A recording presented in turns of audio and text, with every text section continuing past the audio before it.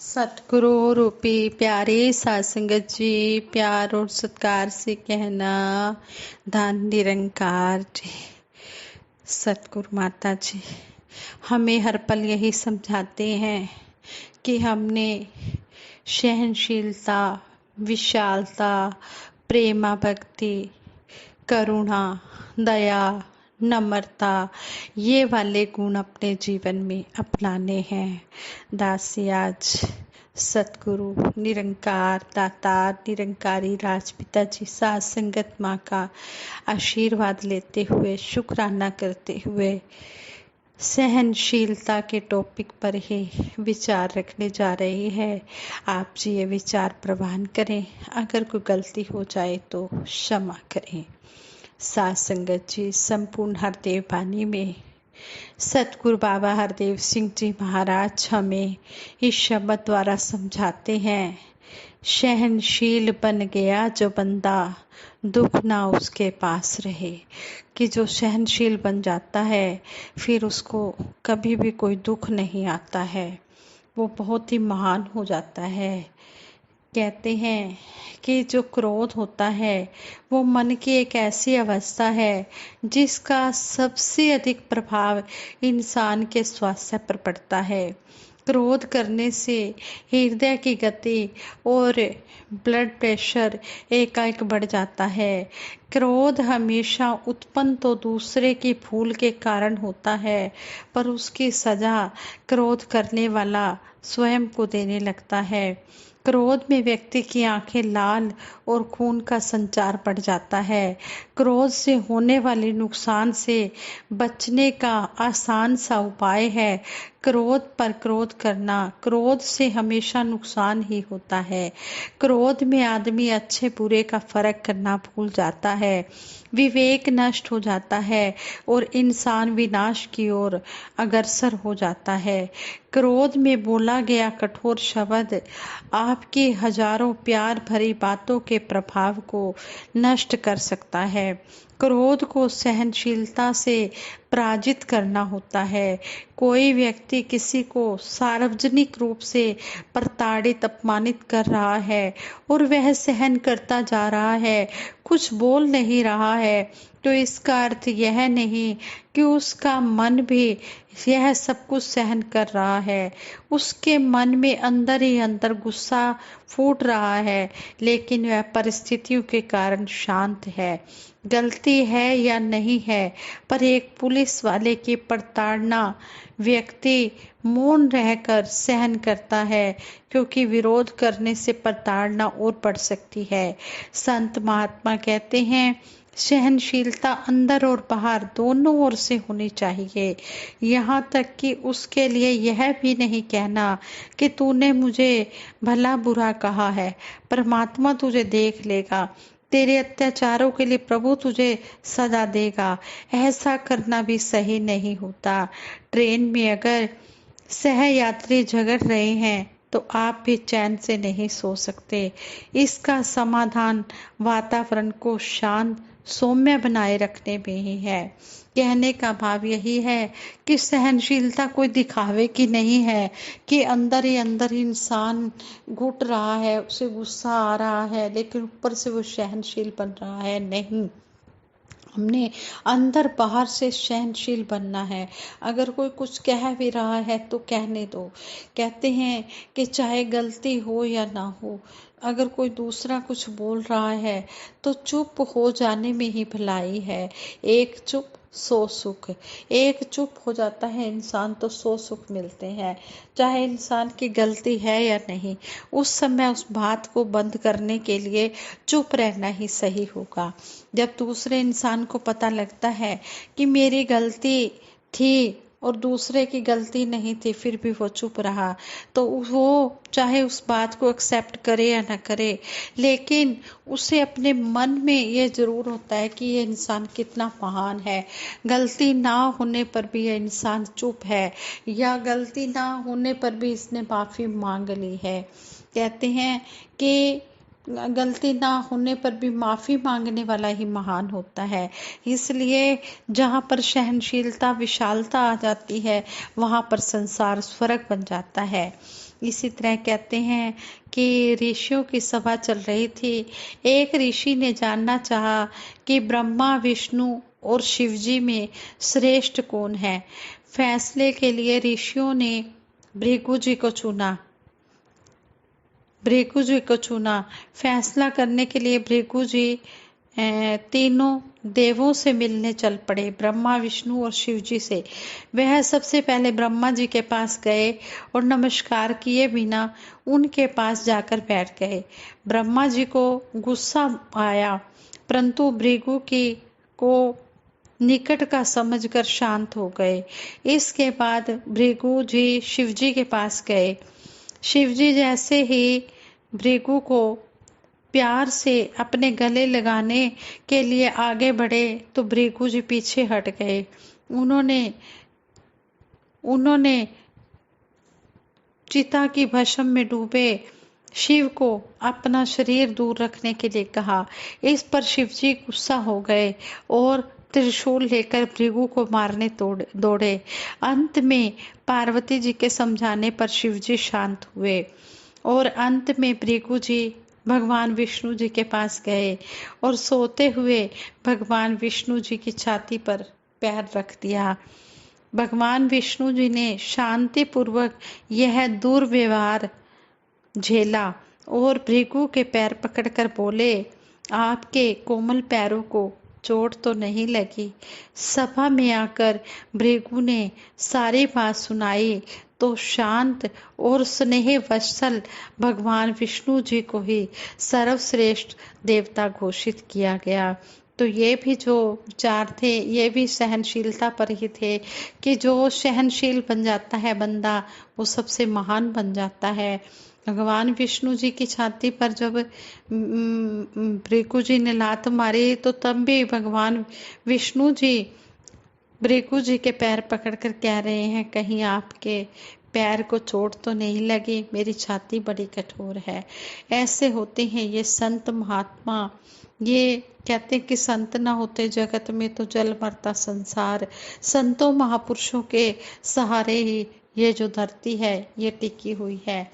इस तरह हमें संतों महापुरुषों से एक ना एक सीखने को मिलती है कि हम हमेशा संतों के संपर्क में रहें और अपना जीवन जो है वो सुंदर बनाएं, सुखमय बनाएं, स्वर्गमय बनाएं।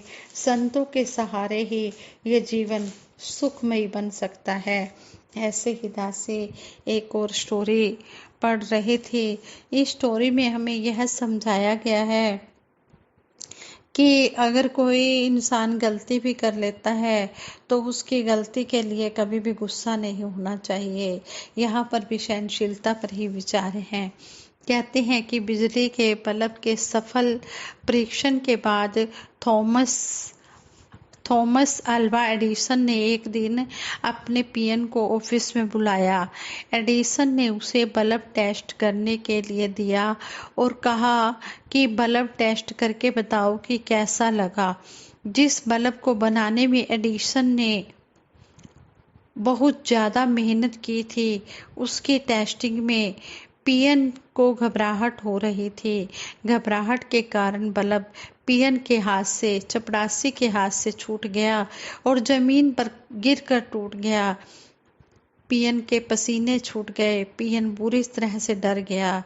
लेकिन जब एडिसन को इस बात का पता चला कि उसकी इतनी मेहनत द्वारा बनाए गए बल्ब को 1 मिनट में ही बल्ब टूट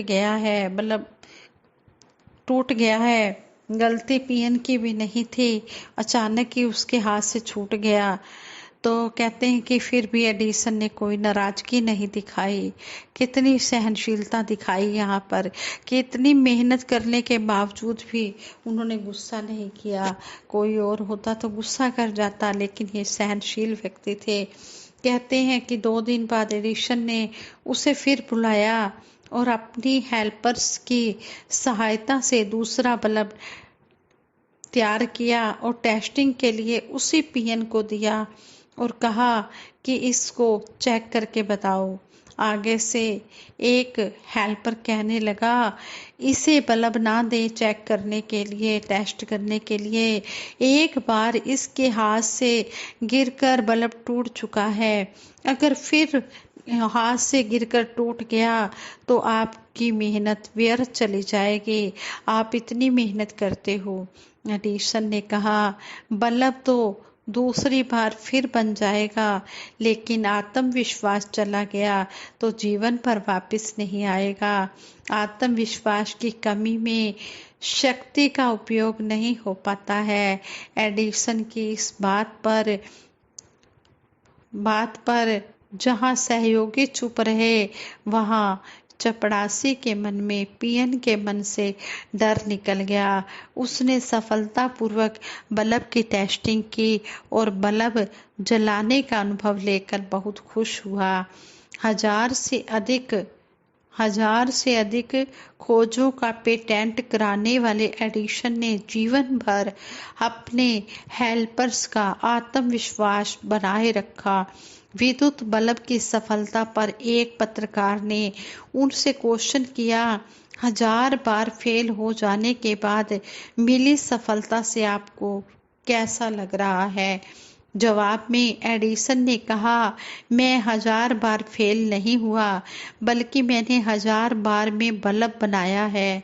पत्रकार ने एडिसन की कही बातों को अपने पाठकों के लिए इन शब्दों में लिखा कि कामयाबी 1% प्रेरणा और 99% मेहनत होती है।